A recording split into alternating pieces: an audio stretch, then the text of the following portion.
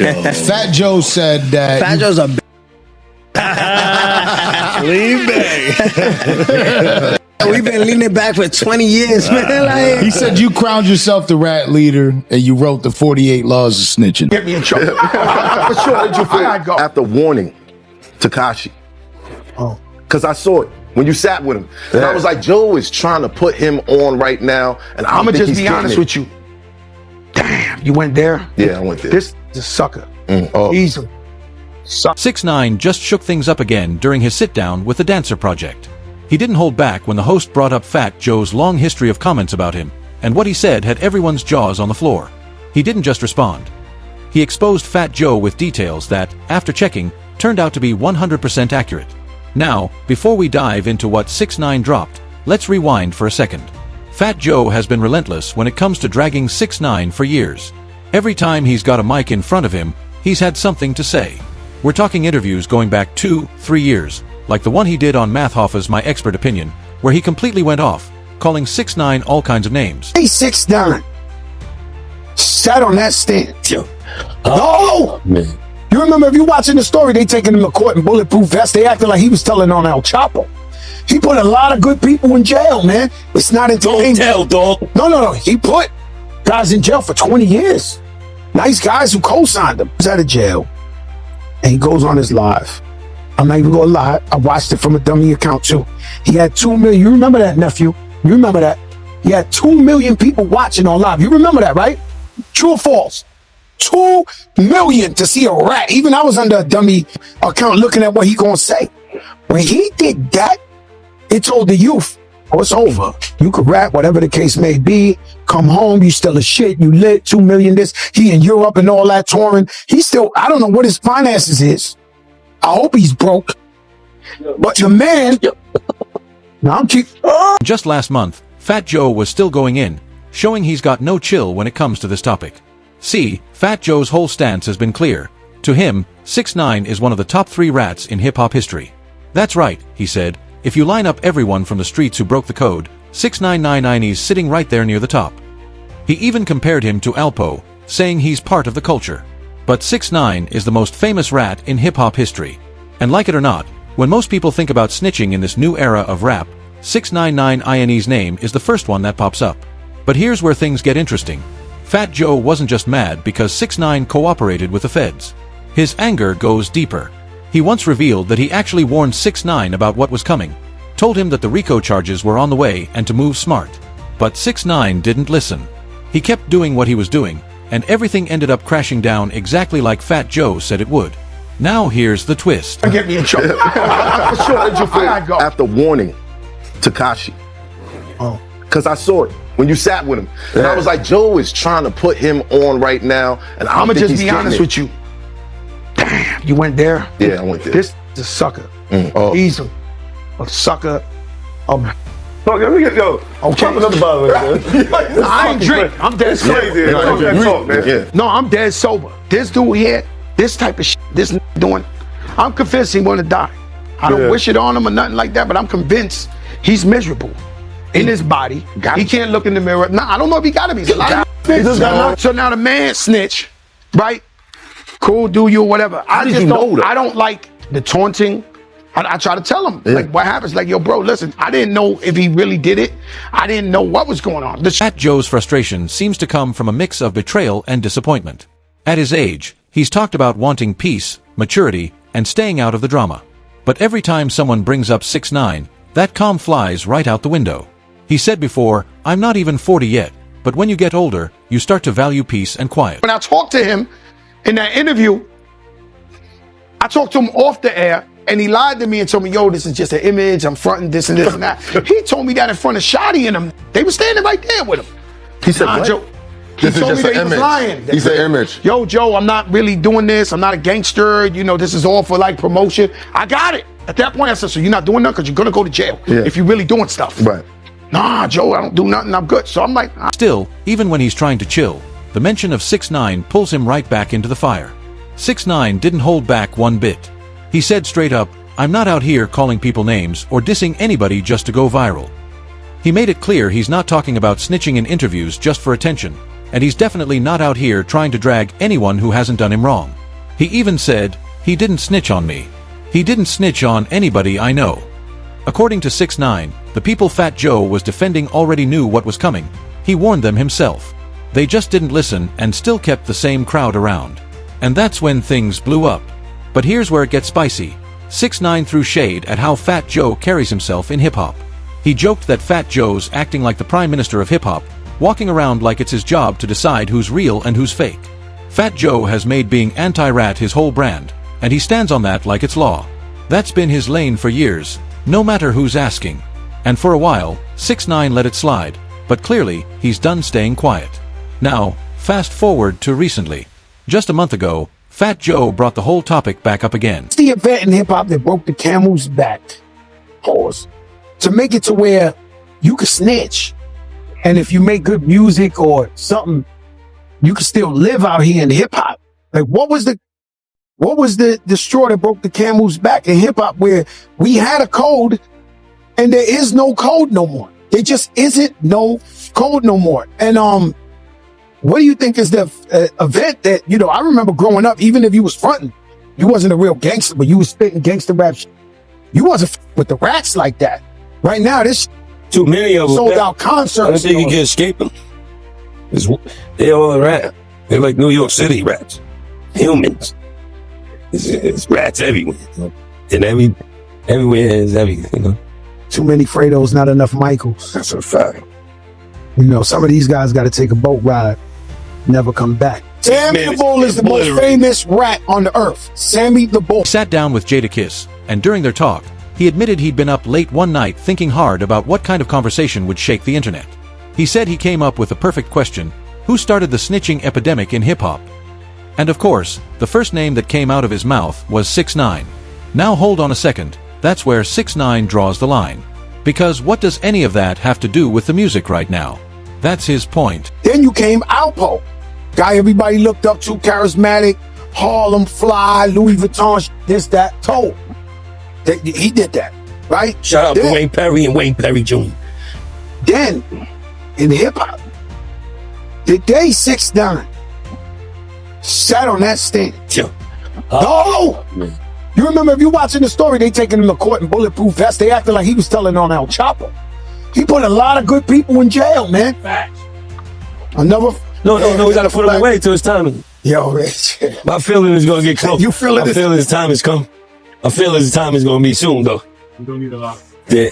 Does it not matter no more? And I believe 6ix9ine, when he gave guys 20 years in jail. All the guys, he was like, oh, but he fucked my wife. Oh, but he did. That means nothing. There's a man that works in a bodega that never been a criminal in his life, see some shit. He feels like Fat Joe keeps bringing up his name to stay relevant in conversations that don't even involve him anymore. Let's be real. 6ix9ine hasn't dropped a hit in forever. Even fans admit it. His music used to shake the charts, no question about it. He had an era where every release went viral, every video had millions of views, and people couldn't stop talking about him. But these days, the sound just isn't connecting. The new songs, the snippets, the videos, they're not hitting like they used to, bro. Still, whether you like him or not, one thing's for sure, 6ix9ine's name still gets people talking. Every time someone like Fat Joe mentions him, the internet lights up all over again. Ain't nobody checking for 6ix9ine musically right now. Yeah, let's be honest. But the real question is, what does that have to do with the music itself? When you really think about it, most hip-hop listeners today aren't even from the streets. 6ix9ine made a solid point. About 90% of hip-hop's consumers come from outside the hood. Most of them never lived that street life people keep glorifying in songs. And he's right. Even within the black community, a lot of folks didn't grow up in dangerous neighborhoods. More people came up in regular working-class areas than in the hood. And that's just reality. So, if the majority of hip-hop fans aren't street dudes, why should the code of the streets even apply to the music anymore? That's the question that's got everybody talking. Because at the end of the day, music is entertainment, and the people buying the tickets, streaming the songs, and filling the arenas don't live by those street codes Fat Joe keeps talking about. You can test it for yourself. Go to any major rap concert this year. Look at the crowd. At least 70% to 90% of the audience isn't black and definitely not from the hood. Go to a Drake show, for example. The fans singing every word probably couldn't even point to the block Drake rapped about. So why should their enjoyment of the music depend on whether an artist followed the streets? But that's exactly Fat Joe's issue. He keeps blaming 6ix9ine for breaking the rules, saying 6ix9ine's behavior messed up the balance and made loyalty look like a joke. To him, Tekashi took away all the codes that used to define real hip-hop. But 6ix9ine wasn't about to let that narrative slide. When he clapped back, he didn't deny a thing, he did the opposite. Instead of running from it, he owned it and flipped the script. He pointed straight at the hypocrisy of these so-called real ones. I crown myself the rat leader. He crowned himself as the cap leader. He didn't rob no 50 at no gym. Yo, bro, I'm not gonna lie, bro. Which one's my camera? That one? Yeah. This one? That one? Yeah, Fat Joe, you're a you're I'm not even gonna lie, you're a captain of the cap. Like, nobody believe, even your co-host who's Jadakiss don't believe you. Every time you say a cap, that like, like, but like I said, you gonna go flag, like flag on the play. And my next song, I even say, I be spitting so much facts that I make jokes to distract. That's the next bar in my song. Don't like the truth, so y'all make jokes to distract. We noticed lying, right? He said, "You can't talk to me about morals, integrity, or honor when you're out here breaking your own codes." And honestly, that hit a nerve. 6ix9ine called out how some of these rappers love preaching about loyalty and street values in interviews, but behind closed doors, they move way different. He basically said, stop pretending you're the voice of the streets when your own circle don't even follow that same energy. Alright, yo, listen to me. Listen. But there's a lot of people that say he ain't lying. He ain't lying? Yeah. Alright. Which one's my camera? If Fat Joe is not lying, the next person on the Dance Project, bring Big Pun's son. Bring Big Pun's son on the Dance Project. Welcome back. Chris Rivers. Welcome back, y'all. Let's skip this clip. Watch when he see this clip, he gonna hit up, yo, Chris, don't do that. How much money you need? Out of here. Yeah, let's talk about it. Yeah, you just said a lot. You just said a lot. Break Big Pun's son. Even on the verses, remember when he was facing Ja Rule? Yeah. And they said, don't play that shit. That's Big Pun. Don't do that. Don't do what, Fat? And then, in the boldest move yet, he brought up Big Pun's son, turning the conversation into something way deeper and personal. It wasn't just about the snitching talk anymore. 6ix9ine was about to connect it all to a story that exposed a different side of Fat Joe's character entirely. Things were about to get real uncomfortable for Joe after that. So here's where 6ix9ine dropped the bomb that left everyone stunned. He said if Fat Joe wants to preach about morals, integrity, and street principles, then he better be ready to live by them all the way. Because by those same street rules Joe keeps talking about, a real one takes care of the people who came before him, especially the families of fallen homies. If your brother from the streets passes away, it's supposed to be your duty to look out for his loved ones. No excuses. You make sure their bills are paid, the kids are fed, and their future secure. That's the real definition of integrity in that world. But according to 6ix9ine, that's not what Fat Joe did at all. He brought up Big Pun's son for a reason, because that situation is the complete opposite of what Fat Joe claims to stand for.